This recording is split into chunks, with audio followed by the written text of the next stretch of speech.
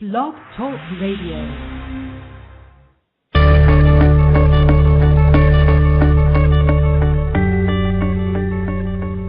Welcome to From Corporate to Creative with your host, Kelly Gallia.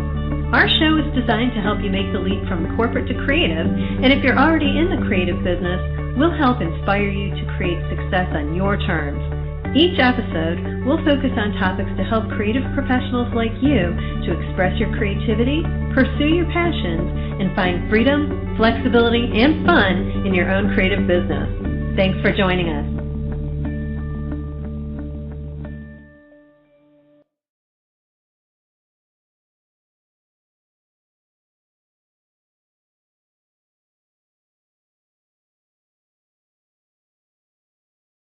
Hello, everyone. This is Kelly Gallia, and welcome to our show today. We are so delighted that you are here. And today we're talking with Melanie Adrienne Hill about matching mind, space, and vision for business success.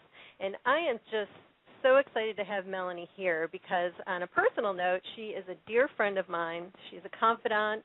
She's my personal Feng Shui consultant, and most recently a creativity coach as well. So let me tell you a little bit more about Melanie.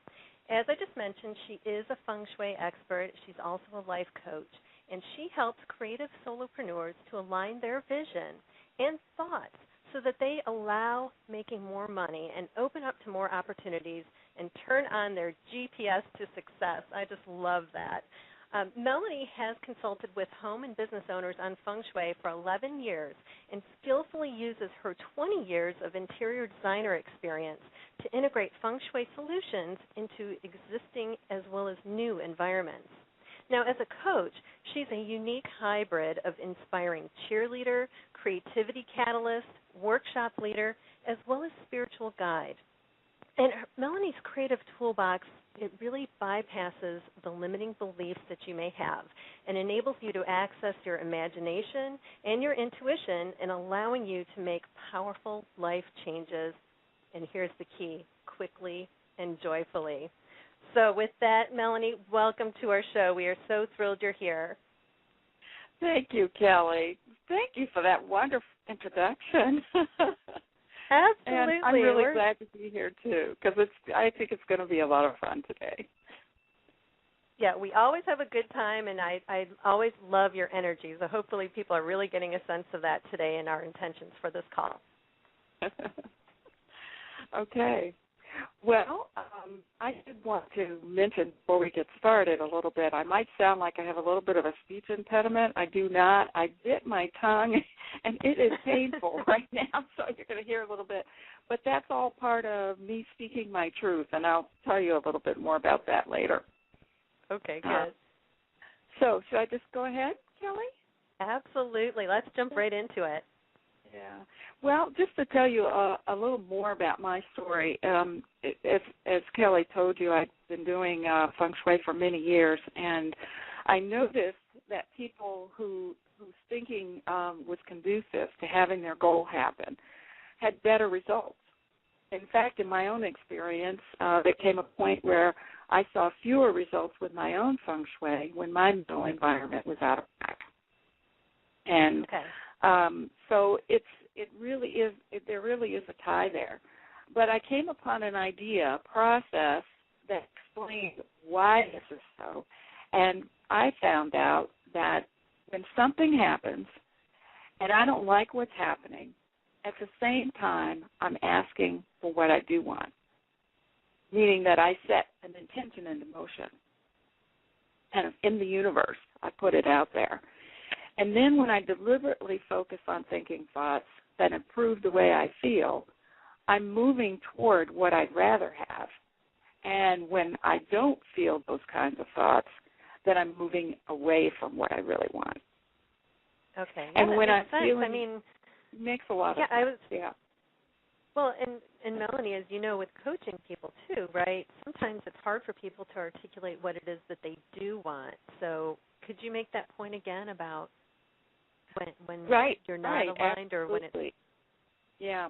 Well, when you a lot of times we do focus on, we feel as though we're focusing on what we do want. There's a lot if you know a little bit about focusing on your thought and focus on your intention and be very clear about it, we really start to we think we're focusing on what we want, but we're actually focusing on not having it a lot of times.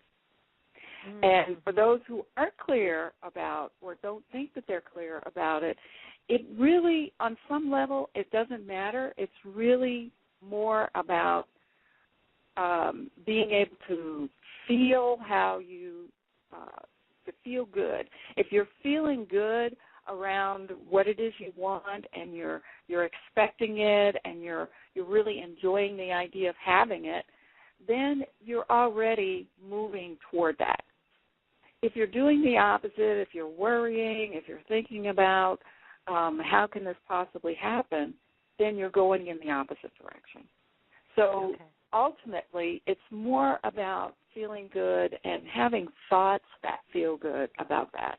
And you can gradually move yourself there, but you have to. The key thing is just being aware of how you're feeling about it, and that you have some thoughts attached to those feelings that don't match up with what it is you might vaguely want. Maybe you just vaguely want to be, more successful in business. You don't have a particular goal in mind, that's been defined. Okay. Now, you said something when we first started, and you mentioned your mental environment. So, and maybe you're getting to this, but I'm really curious to know more about what a conducive or a supportive mental environment looks like. Right. Well, your mental environment basically is, just imagine this. Imagine that your vision is a seed or some goal or some desire that you have. Imagine that it's a seed. Okay, and then consider, is there a mental environment around that to be able to develop that seed? Okay, so say you're thinking, I have this idea for my business, and it's really something wonderful, and you're excited about it, but then you're really thinking, in this current economic environment, I'll be lucky to get clients. See, that doesn't match. Right. Not at all.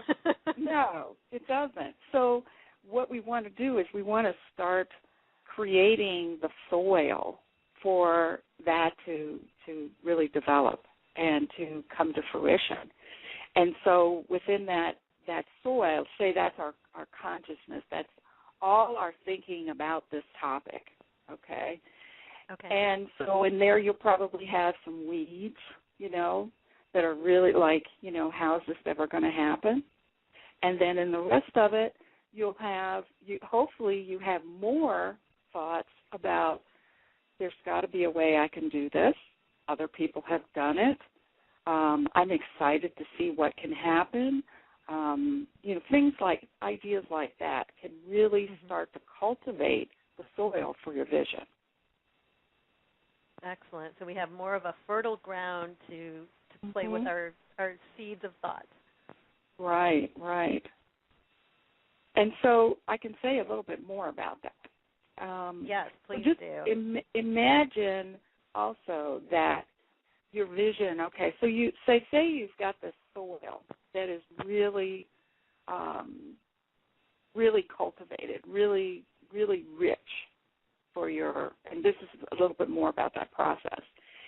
Okay, so you imagine that, and your vision is starting to grow. You have this little tiny sprout that's coming out, and within that sprout is coming out into an open environment. And that open environment, that is your office space.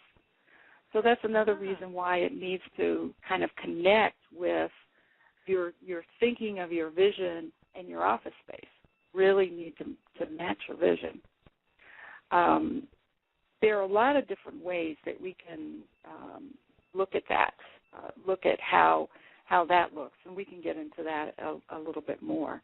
But you also asked environment and how to change your thinking a little bit more. you, like I said, you notice what you're feeling about the idea. You notice what you're feeling because it tells you better than anything what you're thinking. The other idea is that you always have control over what you're thinking. And your thinking doesn't have to be ruled by circumstances. Right. And I think in our culture and in our habits of things, we tend to think that our circumstances are really why we're feeling the way we feel, and it's really what we're thinking about what's happening. And okay. I can so give you a broke little, up a little bit. You broke up a little bit there. I don't know if we're just having a challenge with our connection, but I believe you said your circumstances. What I said was that, I'll repeat what I said, which is that we tend to think that we're feeling about a circumstance because of the circumstance. However we're feeling about it is because of the circumstance. And actually, it's how we're thinking about the circumstance, not the circumstance. We always have control over what we're thinking. A good example, I'll give you two really quick examples. One is that, say there's an athlete who's been playing football, and he breaks his leg in the process of playing football. Now, he might even feel a lot of pride in that. You know, people ask him, how'd you break your leg, you know, and he's proud of it because he actually did it in the process of doing something that he really loved doing. Some other kid who was clumsy and fell and broke his leg might feel a little shame about that. Right. But they both have a choice about how they feel about that. Viktor Frankl is a perfect example. You know, his book, I can't think of it right now, but he was in a concentration camp, and he chose how he felt about his circumstances, how he thought about his circumstances. And in the process, he probably wouldn't have lived through it if it hadn't been for what had happened or his way of thinking. So that's why I think it's very, very important. And those are great examples, Melanie. Yeah, and I think it helps put things in perspective too, right? Especially the Viktor Frankl example. We may feel sometimes that we're dealing with life and death, but you know, let's keep things in perspective. Yeah, and that we have a choice. You know, we may be in a business situation that's challenging in the moment, or you know, say, you know, for me, I've had the experience of really my business pretty much dropping out and having to start a new business. I mean, Donald Trump does this all the time, you know, where he, you know, you think you figure out how you're going to look at it, and then you go from there. Right. And that's we're possible. Looking for solutions. Yeah. We look for a better way to look at it. You know, maybe we're looking at it as it's a negative as far as we're concerned, and really what it's doing is it's preparing us for the next step. That's an easier way to look at it. It might be a softer way to look at it than to see that we're a failure in something, right? Good. Yes. Always choose the thing that feels better. Right. Yeah. So that we feel better and better and better, which means that we're thinking something a lot more conducive to what we're trying to do. Okay, good. So talk with us more about our space. And I know sometimes people get a little confused here because when we refer to our office space, some of us don't work in our office spaces, right? Well, there could be a lot of different reasons for that, but we just want to make sure that we're all on the same page here when you're talking with us about our space and as we start talking a little bit more about some Feng Shui principles. Right. And when you say some people don't work in their space, you meaning that they don't feel comfortable in it, or they just say they're out of the field? Well, maybe they feel more comfortable working over at the Starbucks, or you know, myself. A lot of times when I'm not on calls with clients, I'm outside. I really enjoy sitting outside. That's my other office. Gotcha. Well, and I think that's a good question because, yes, our work environment, maybe we should call it that, our work environment. One of the things that I realized just in thinking about this, our call, was that we want to, well, number one, we might want to look at what are some of the best things that we need in our work environment. Okay, so we started with thought. We figured out maybe what some of the blocks are in our thinking. We've seen how we're not matched up with our vision or some goal, and so we have our vision. We have this big picture. As we're working, we might want to figure out, how can I best work to be able to achieve that vision? What are some of my work style? What's my work style, that really makes me feel good? Were you going to ask a question? No, I was saying, because that's a good way of clarifying it. That makes sense. Yeah. So we're, as we want to tie that, we're moving in that direction. What are, we know what some of those tasks are. We know what our plans are. And knowing, for you, for instance, knowing that you need some time outside. You need that outside space, the air, the circulation to be able to work, and maybe that's, moves your thinking, it frees you up to come up with ideas. Those are important aspects to know. Feng Shui kind of approaches it from, like I said, aspects of space.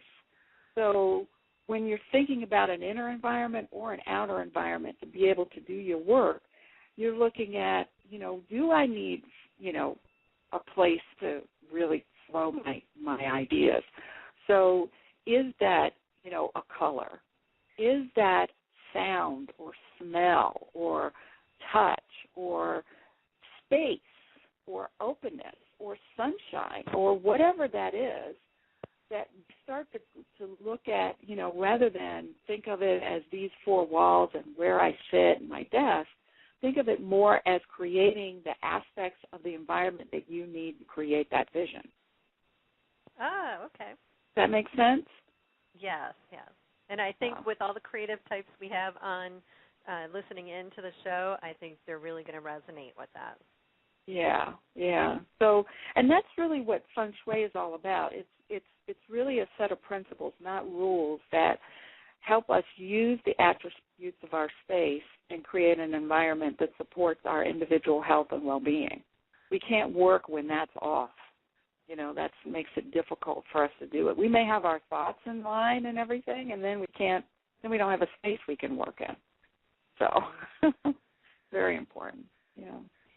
Good. Well, as someone who's been a Dewey Color consultant and I instruct people on that system, I'm very curious to know a little bit more about color as well when we're talking about our environment, and what kind of color sequences energize, or if we maybe need a little bit more introspection and reflective time, what sequences would help us with that? Right. Well, just in general, in Feng Shui, there's something called the 5-element theory. And I write about this in my book, the Change Your Life with Color workbook.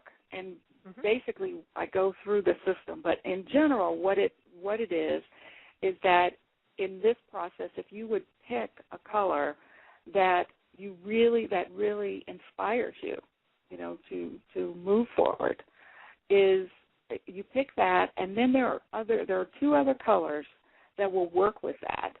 They can, the color sequence might be that you put that color, one color on the walls, and then the color on the floor, or the predominant color of the furniture or the ceiling becomes those other two colors. And the way the process works is that the colors, because of the way they're located in the room, like it's a movement upward or a movement downward, they will get things moving. It doesn't necessarily the basic color that you select, if you need more to go inward more, then the sequencing will support both being more of an extrovert or being more of an introvert in what you need to do. So it doesn't matter so much with that. It works with the energy that you're trying to provide because it's really supporting you.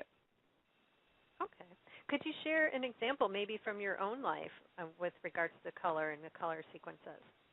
Well, I can actually share two examples, one from my life and one from a client, which is that I rent,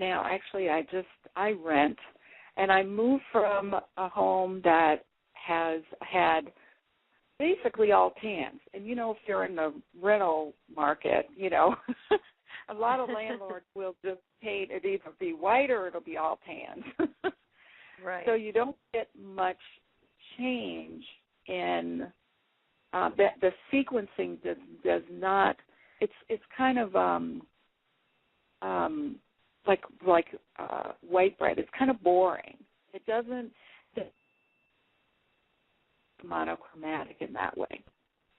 Okay. Now that I've moved to a new place, it actually has the sequence of color, and I've added furniture that supports that.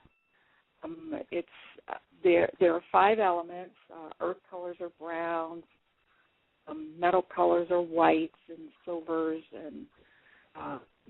and each element has a different color and also a way of making you feel. But when you use it in the sequence in a certain way, like I said, like my floor is tan, and then my sofa is a red, and then the ceiling is white. So I end up with this process where it's the elements start to build on themselves with those different colors, the earth, fire, and metal. They all work together so that my feeling is that I feel more like I'm ready to do something. New opportunities seem to have come in. Even in the process of getting this place, things started to come in, but this has just given me that sense of something being produced, something being moved into fruition.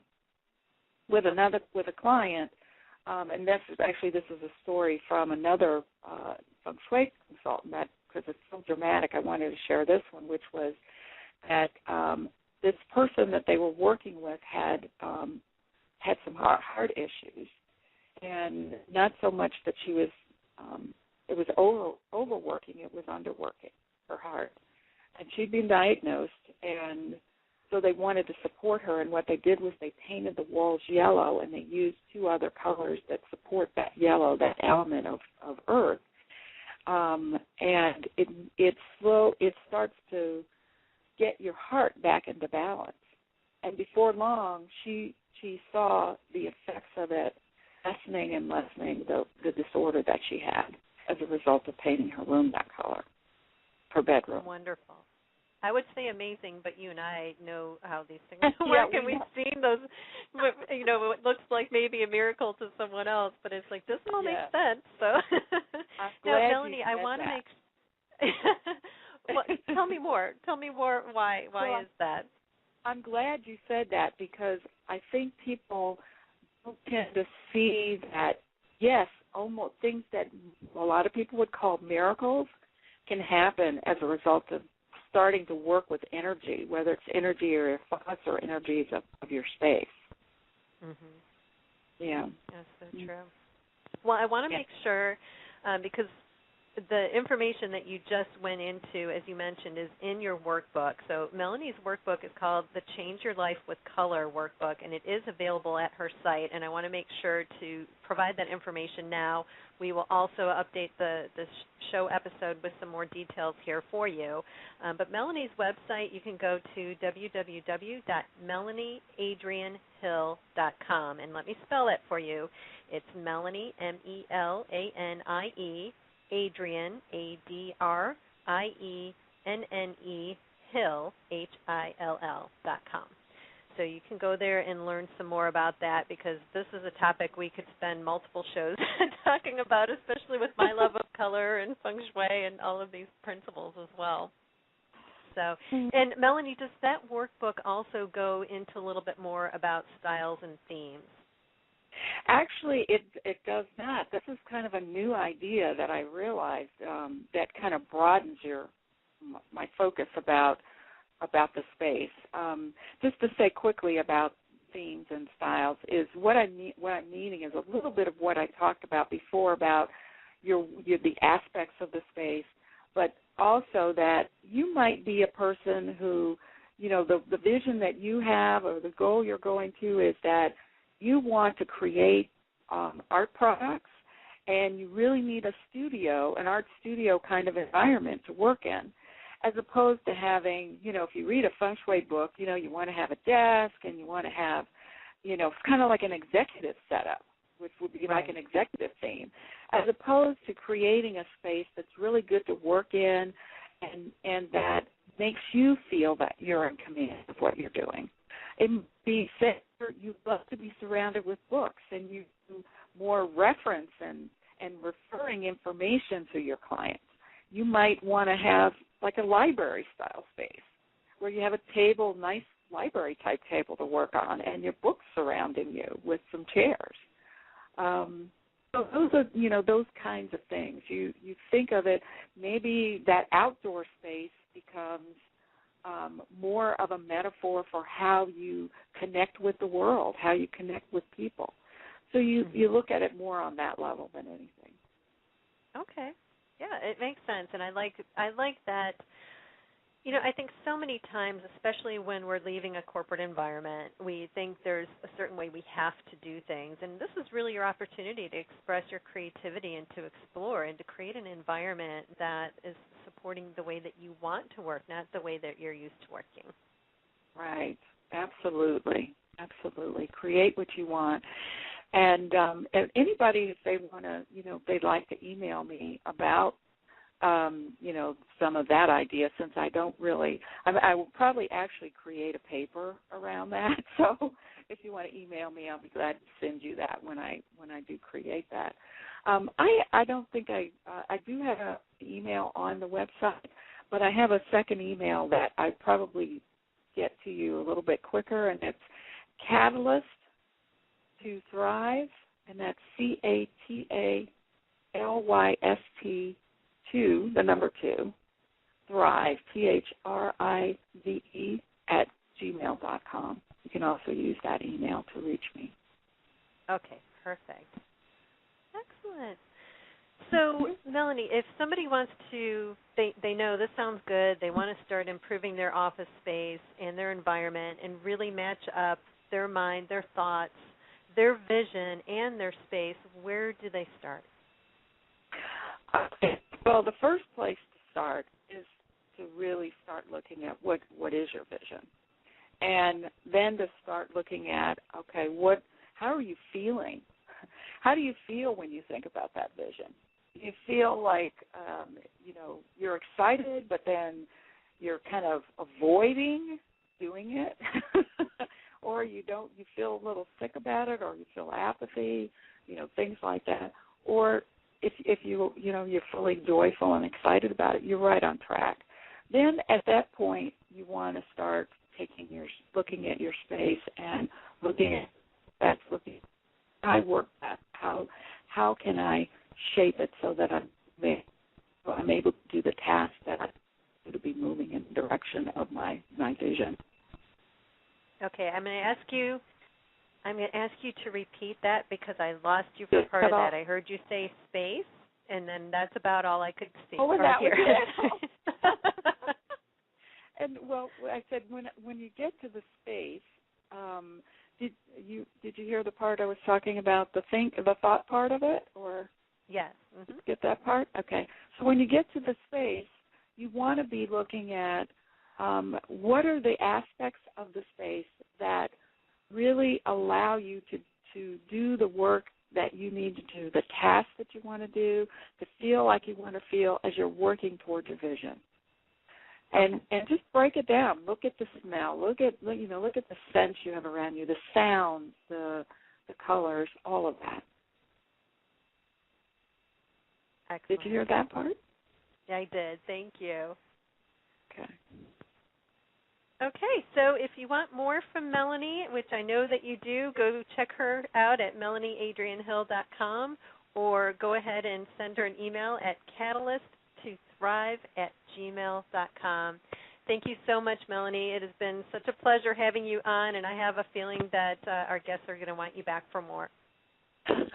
I would love to come back, and thank you for having me today, Kelly. It was wonderful. I really, really enjoyed it. Thanks so much. Have a wonderful afternoon, everyone.